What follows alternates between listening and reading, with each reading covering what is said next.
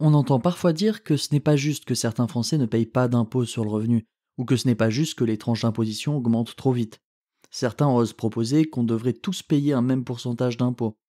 Non seulement ce serait une grave atteinte d'un point de vue social et d'un point de vue de lutte contre les inégalités, mais ce serait aussi s'éloigner de ce que nous en dit la Constitution, et plus précisément la Déclaration des droits de l'homme et du citoyen.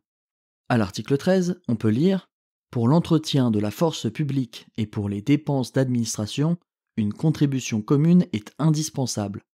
Elle doit être également répartie entre tous les citoyens. » Et si ça s'arrêtait là, on aurait vraiment pu l'interpréter comme si on devait tous payer une somme égale ou une somme proportionnelle.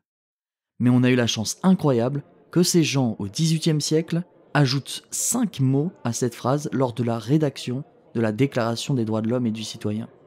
5 mots qui changent absolument tout le sens du document et qui ont eu un impact significatif sur nos vies jusqu'à aujourd'hui.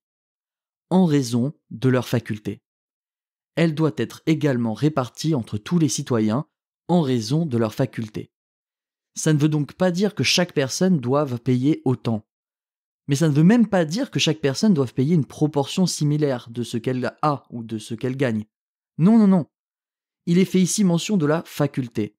La faculté, c'est-à-dire la capacité à faire quelque chose, et dans ce cas, la capacité à contribuer.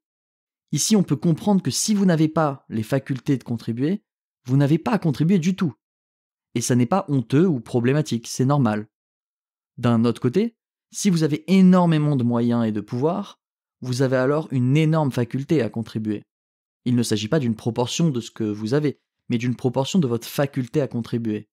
Ainsi, si on ramène ça à un aspect économique, bien que c'est déjà une simplification, si vous touchez un SMIC, vous allez vous en servir pour vous loger, pour vous nourrir, vous habiller, vous transporter, etc. Et enfin, sur le peu qu'il vous reste, s'il vous en reste, vous pouvez commencer à choisir ce que vous faites avec votre argent. Votre faculté à contribuer est très basse. Ça serait donc normal qu'on ne vous demande quasiment pas de payer de taxes ou d'impôts.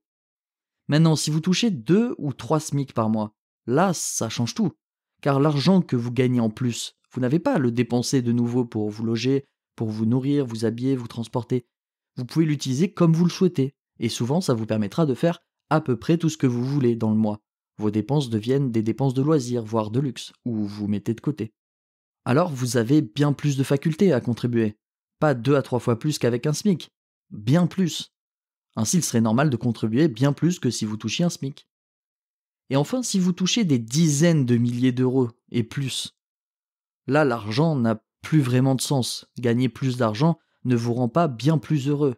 Et donc votre faculté à contribuer est à des ordres de grandeur au-dessus des cas de figure précédents. Il serait normal d'imposer très fortement à ce niveau-là. Bien sûr, vous voyez bien que cette approche simpliste a des limites. On devrait prendre en compte le coût de la vie et le patrimoine existant de la personne.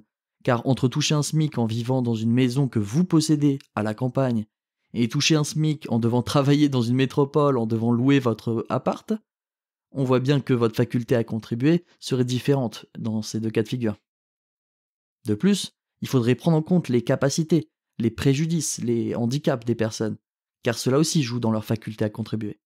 Il faut donc mettre un terme à la fausse idée que l'impôt progressif serait injuste, mais aussi revenir à une vision de la contribution bien plus liée à la faculté de chacun, plutôt que le fonctionnement actuel des impôts.